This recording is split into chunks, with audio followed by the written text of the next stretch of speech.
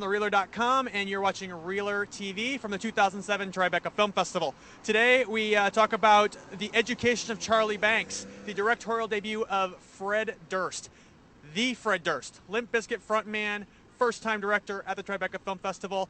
It stars Jesse Eisenberg in the story of a young man in 1970s New York who reports a crime, only to have the perpetrator of that crime revisit him mysteriously 3 years later.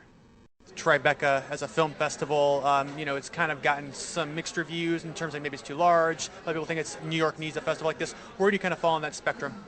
I think it's just good that the football stadium was rejected for the West Side. I don't know. I don't really know much about the festival. I'm just happy to have a movie in it. I was here the first year at the Tribeca Film Festival for Roger Dodger, which won the festival, and to me it seemed like the biggest thing in the world because I'd never been to a film festival. So.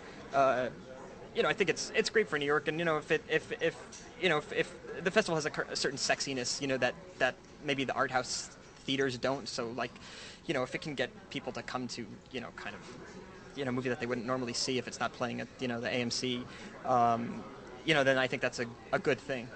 Some people might look at, say, Fred Durst, director. Oh, now what? I mean, it has a prejudged quality to it. Right. How would you respond to that, and what do you think? I mean, that people jump around from different areas. He's a guy who's proven himself successful in a creative medium, music, and a very competitive creative medium. While this movie probably couldn't be more different than his music, he has a sense of kind of what works. I mean, no one successful for that many years is successful by mistake.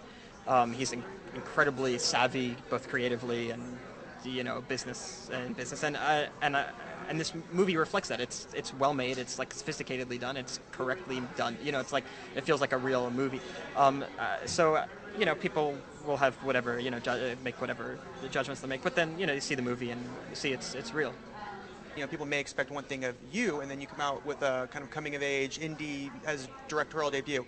Is there any sort of autobiography in the spirit or in the narrative of the film at all for you? I feel like, just because of what I've been involved with before, maybe I immediately should be thrown into someone who's kind of come out with this quick-cut, stylistic, fast camera move, bad coverage, really hype, bad acting type of make a commercial brand and get it going quick and make some money type movie.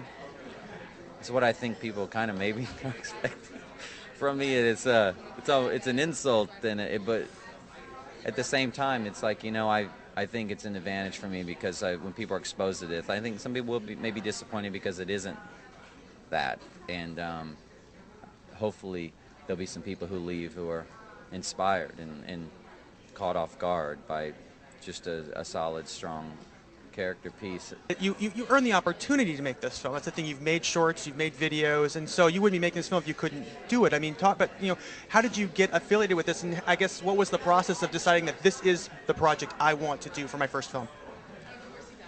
I've had a lot of opportunities, a lot of big movies thrown at me through the years. Like cheesy blockbusters, horror films, different types of things that I guess studios would think, oh yeah, Fred Durst is director, he wants to be a director, he'd be great at this, music video director. I'm more into timeless pieces. I knew I always wanted to start with a strong character piece, something indie, something to pay my dues and get my feet wet and really learn. I'm very proud of Charlie Banks, and the way it came in my life was so organic, and I believe in those types of things. I don't like to be in bidding wars or be in a list of directors for hire. The same as when I signed artists for music. I would sign a guy I'd bump into at a smoothie shop, and besides going to a bidding war, all the labels want this band. It's just like, hey, you're Fred Durst, here, listen to my demo, and that's significant to me, just organic. So this movie was organic in my life and came to life.